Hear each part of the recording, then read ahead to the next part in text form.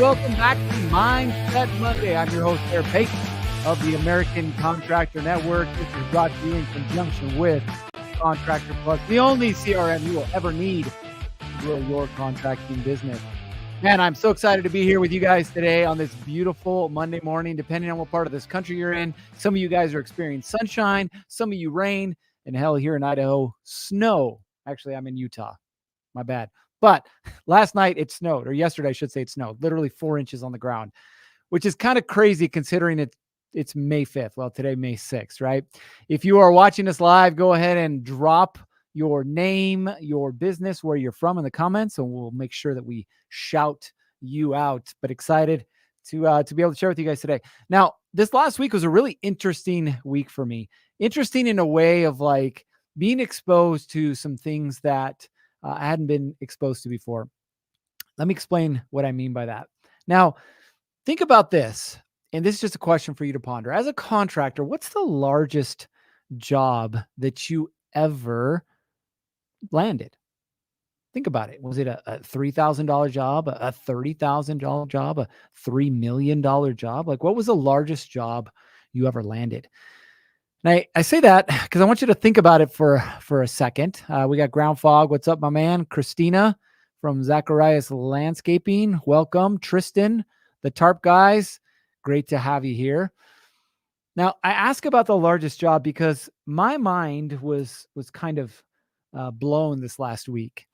And I say that because most of the folks that I've dealt with over the years, they're doing jobs anywhere from, $3,000 a job to, I think the largest was maybe 400,000, maybe 500,000.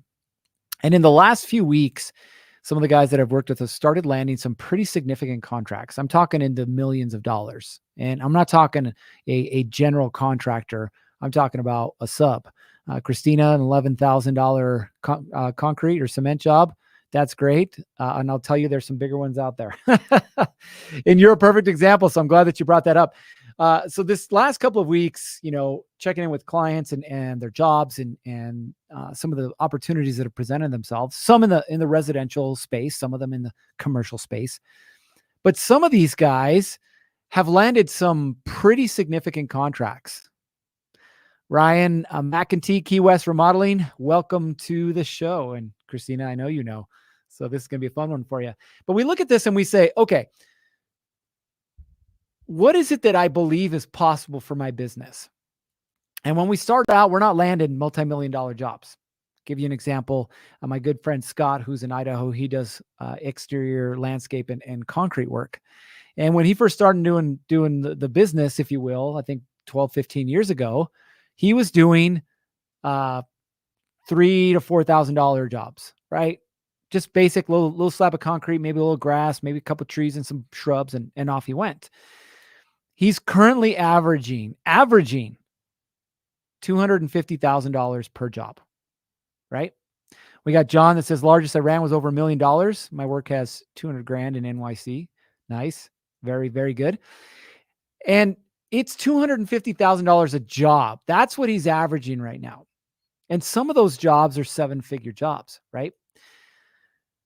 An electrician that I work with as well prefers to remain anonymous, but he just landed a $2.1 million job. A roofer, commercial roofer that I work with, just landed a $3.7 million job. A guy that works with waterproofing on commercial projects. He's working on a baseball stadium, a couple of multifamily projects and whatnot. Waterproofing. I think we all know what waterproofing is. He just landed a $700,000 job. Like, I say this because I want you guys to start to believe that what you see as being possible for your business is actually not what's really possible. There's so many opportunities available out there. Whether it's in government work, whether it's commercial, residential, it doesn't matter. There's so many opportunities. Now, I'm not telling you to change your business model. If you're a service plumber and your job is to go in and fix drains, unclog drains, you're probably not going to be selling $1 million drain job. But I do want you to start to think outside the box of what's truly possible. First off, for all of you, I don't care if you're doing $300 jobs or $3 million jobs. Okay. you should understand what the minimum amount of work that you're willing to do. It could be 7 figures, could be 6 figures, could be 5 figures, but whatever it is, you need a minimum. Why? Because you're not fighting for table scraps. And you need to get out of that mindset. The majority of contractors didn't grow up with a golden spoon. They didn't grow up in the nicest neighborhoods. They didn't drive the nicest cars. Their families didn't always function the nicest ways. And unfortunately, they take that into the contracting space. They take that into their business. And they say, I've been treated like this for my whole life. Therefore, that's what I'm worth. Somebody else established your worth. And I know it because I grew up in a very similar scenario. Now, I will tell you, thank the good Lord that my parents stuck it out together. And so I was, I guess one of the 50% of the lucky ones. But my dad was a school teacher in a poor little border town. I remember having powdered milk. That's right, powdered milk, oats, right? We would make our own bread. I mean, it was the poorest of the poor.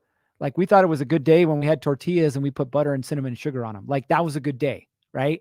Like, I understand what it's like to have to tape up your shoes because your parents can't afford to buy a new pair. Like, I know this. And I know this, and I also know how it affected my life. When I first became a police officer, I was getting paid, I think it was like 50 grand a year. I was like, man, I don't even know what to do. This is crazy, right? Like, I'm actually making money. But then I attached that money to what somebody else thought I was worth. 7 years ago, when I started consulting and we started working on some of our other business ventures, it was the same thing. I can't do that project. I'm too small. I can't do that project. I'm not good enough. I can't do that project. I've never done it before. I know, Christina, you were talking about, year one, you've been in business 6 years, you get bids daily, but your husband thinks that he's not big enough to do those jobs. Great story. Wish your husband was here listening to this. It's a great story, right? These are all stories that we're telling ourselves about the reality that exists in our lives. Let me let you in on a secret. You create your own reality. You want to build a 7-figure business? You have to believe in your mind that you're a 7-figure business owner first. Because when you walk into the room and you try and close a 7-figure deal and you're pooping your pants, we'll keep it PG, you're pooping your pants, you're not going to close that 7-figure deal. People can see, they can feel you, your energy. They look in your eyes and they see the lack of confidence. They're not going to buy you. And that's who they're buying, is you. You walk in and a homeowner, you're like, hey, this backyard's going to be a $75,000 project. And the homeowner says, well, that's BS. I'm not paying that. And then you're like, oh, well, maybe, like, how much can you afford? And, and you start backpedaling. Like, they've got you. Right? So it starts with you. And today I do want to talk a little bit about sales frameworks and some strategies that you guys can deploy. But I really want you to see what matters most. And that is you and your mind and what you're thinking and what you're experiencing, what you're telling yourself, and ultimately what it is that you're telling others. No, it doesn't matter what kind of car you drive. It doesn't. It doesn't matter the shirt that you have. By the way, this isn't even my shirt. This is my buddy's sweater. I love it. Yes, I am wearing a sweatshirt on May 6th because it snowed last night. But this isn't, like, people aren't buying this. Last year, I quit caring about pushing my business, the name anyway, because people didn't care about the name. What did they care about? Me and what I could add value for them. So you have to start thinking better of yourself. You have to start believing that you're worth more. Every single one of you is worth a 7-figure contract. Every single one of you. I believe it. But do you? Now, along those same lines, right? We start talking about, and Christina, I'll hit that here in a minute. I love that you posted that he speaks nothing but Spanish. That's great. Congratulations. Welcome to the trades. Like, most of them speak Spanish. It's the reality of the situation. It's not an excuse, though. Anyway, let's get back to this. Now, I know that a lot of you guys wake up late at night. I know that you guys get up early in the morning. I know that sometimes you're sitting in your truck driving down the road and you're stressing out. You're freaking out. You're worried. You're anxious, right? About what? You're anxious about the bills. You're anxious about the outstanding estimates you have out there. You're anxious about your employees. You're anxious. Like, we could just keep going on and on and on. But here's the crazy thing about anxiety, about the stress, right? The source of all anxiety comes from you, and I include me in that statement, but it comes from you spending time thinking about things that you don't have control over. Things that you don't control. Now, think about that for a minute. I want you to consider that statement. I want you to think about the last time that you were anxious or stressed out. In fact, it might be right now. Probably is. But what is the thing that you're worried about? And it's something that you don't control. Can you control the economy? No, you can't. Can you control politics? Nope, can't control that. Can you control the weather? Nope, can't control that. Can you control whether Johnny is going to show up today? No, you can't control that, right? And so instead of stressing about the things that we can't control, instead of having anxiety about the things that are out of our control, what is it that we can do? Well, we can focus on the things that we do control, that we can control. And that's what I want to talk to you guys about today.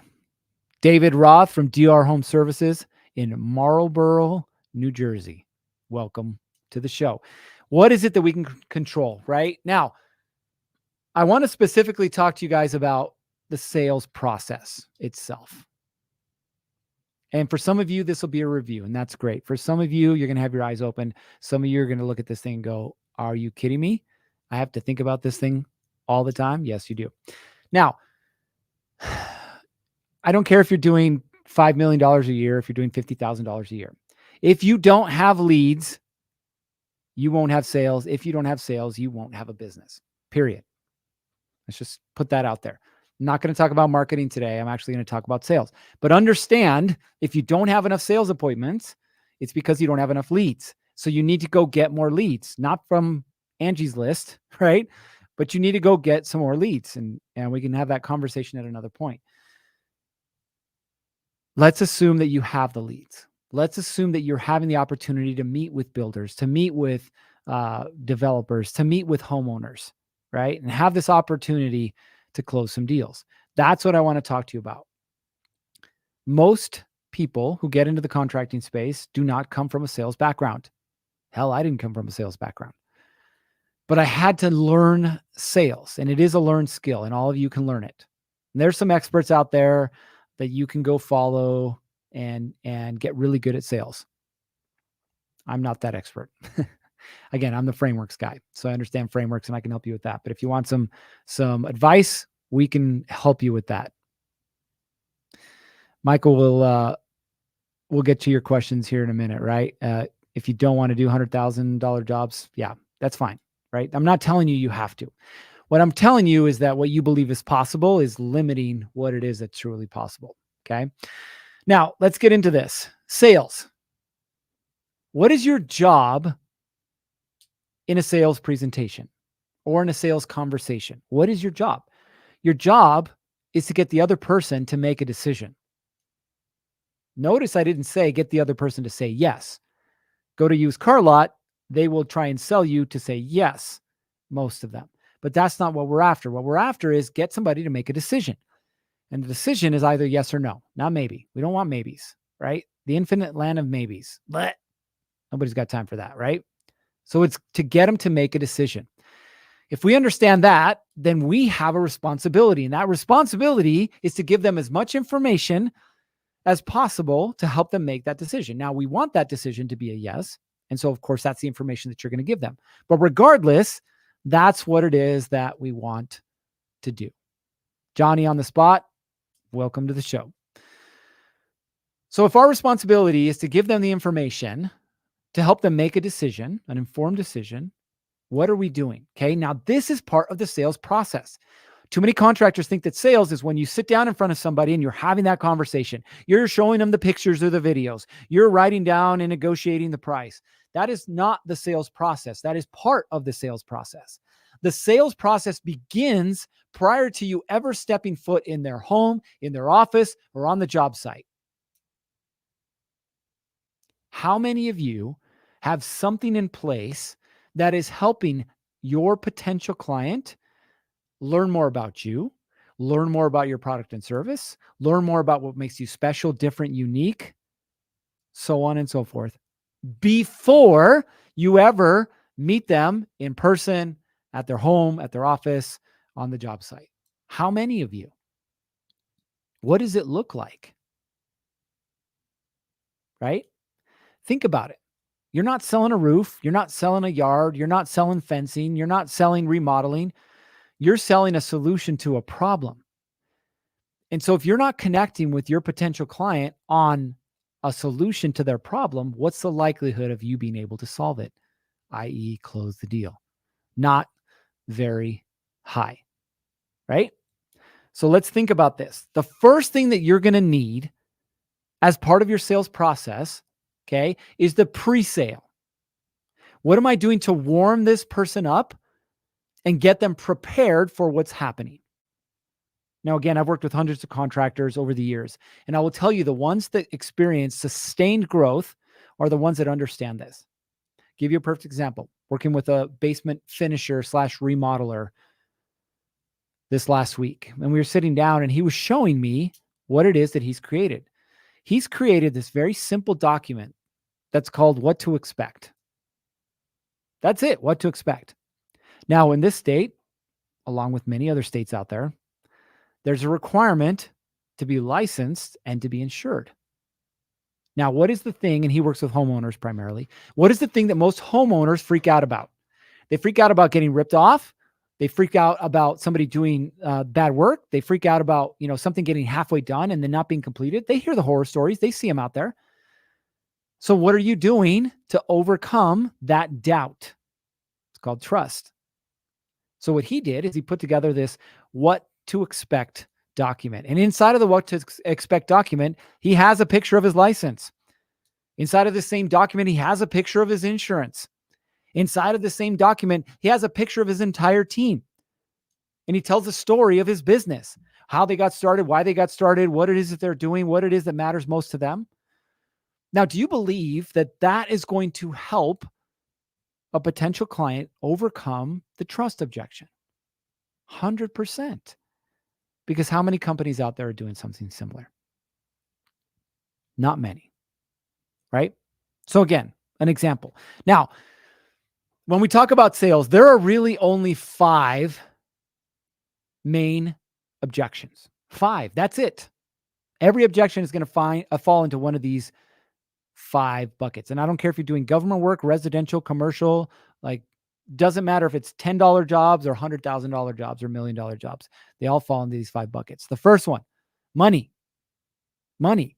Does the person have the money to afford the thing that they want? That's the first thing, okay? The second one, time. Do they have the time to get the thing done? 3, need. Do they actually have the need right now? 4 is urgency, right? What's the urgency for them to take action today? And then the 5th one is trust. That's it. Those are the 5. Money, time, need, urgency, trust. Now, for some of you, some of them are going to be a little more focused than others. And for some of you, you're going to have other ones, right? Now, if you're working with general contractors and big commercial projects, there's going to be a different order of operations, right? They're very much project management driven. Excuse me. They're very much timeline driven. In fact, inside of their contracts, they will tell you, if you don't get this done in the prescribed time that you said you were going to get it done, they're going to start charging you money. Not a place you want to be in, right? So again, these are the 5 objections. Now, how do we overcome these 5 objections? By the way, I'm just giving you very high level. There's nuances to all this stuff, and I highly recommend, if you really want to get good at sales, there's books, there's experts online that you can follow and really dive into this. But I want to give you guys a basic understanding, a basic framework. So let's start with the biggest one, time, right? I don't have time to deal with this right now. I don't have time to supervise this thing right now. I don't have time to get this thing done right now, right? That's a huge objection that you're going to deal with. So how do you respond to it, right? Now, a couple different ways. I want to give you guys options. Okay. The first one is, as we talked about, the presale. What can you do to overcome the time objection in a presale? Well, you can start talking about how quickly and efficient you get jobs done. Our average job, and you should know these numbers, our average job takes 12 hours, takes 2 hours, takes 30 minutes, takes 7 days, right? How long is this thing going to take me? Why do people not want to build a new home? Well, yes, some of it's price, but some of it is also time. You're telling me it's going to take me 12 months to get a new home? Like, I don't have time for 12 months. I don't want your solution. Sound right? So again, in your pre-sale, talk about time. Now, if they bring up time in the conversations that you're having with them, well, what is it that you can talk about? Well, there's a couple different things. Okay. The first thing you have to do is always acknowledge an objection, by the way. Always acknowledge it. Mr. Homeowner, I completely understand. Time's precious. It's important. You've got a lot on your plate. The good news is we handle everything from start to finish. You don't have to think about it. You don't have to worry about it. Here it is, how we do things, right? We can get started whenever it is that fits your schedule best, right?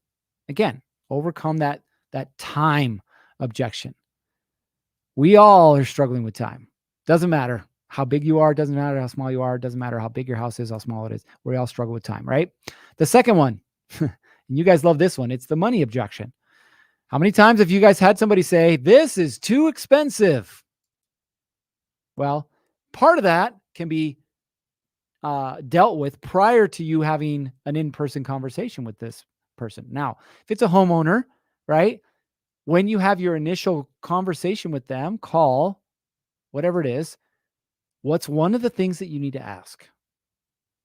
Well, I don't know. You might want to find out about their budget. You might want to find out how much they have to spend. And you will know, or should know, whether that's going to fall within what you can do or not, right? If somebody wants their entire backyard done and they have a $5,000 budget, well, if I've been doing backyards for a while, and I had a landscaping business for a while, it was a few years ago, but I had a landscaping business, I'm going to immediately tell them, I'm sorry, Mr. Jones, we cannot do that for $5,000. Like, I'm not going to waste my time and I'm not going to waste yours. Our average backyard costs between $20,000 and $30,000. Now, if they say that's too much, cool. Then you're not wasting your time, right? But what if they say it's too much inside of the sales conversation that you're having at their home? Well, I completely understand. Is there anything else other than price that's keeping you from moving forward today? Isolate the objection. No, it's just price. Great. So let me ask you, if we could come up with a solution to the money problem, would you move forward today? Yes. Yes, I would. Okay. Now you're on the same page. Now you can start to offer options, which giving discounts is not an option, by the way. Now, if you run a Kohl's model, it is. Let me explain the Kohl's model real quick. If you ever go to Kohl's, or your wife does, you notice that everything is always on sale. How do they make money? Well, they make money because they build in the margins so that they can offer the discount. Part of their strategy. You can do the same thing. Mr. Jones, if you sign today, we can take 10% off the price. Now, you're not discounting your price because you already have it built in. There's a difference. Or you could say something around financing, or you could say something around payments, right? But your solution has to overcome the money problem. Let's explore different options that fit within your budget. Let's talk about flexible payment plans that could help you. Let's talk about, hey, the urgency of them signing today. Hey, we could do it with, as little as this down now, whatever the thing is, which, by the way, this also works with time. If they're not working, or I should say urgency, if they're not looking for something right now, that doesn't mean you can't take a deposit to get them on the schedule, especially for you, the guys that don't work in the winter. You could still schedule painting jobs. You could still schedule landscape jobs, concrete jobs, deck jobs. You can schedule all this stuff and take a deposit, right? Get them on the schedule. All right, the next one, trust. I talked a little bit about this, right? This one is a tricky one. Because people sometimes are hesitant to tell you to your face that they don't trust you.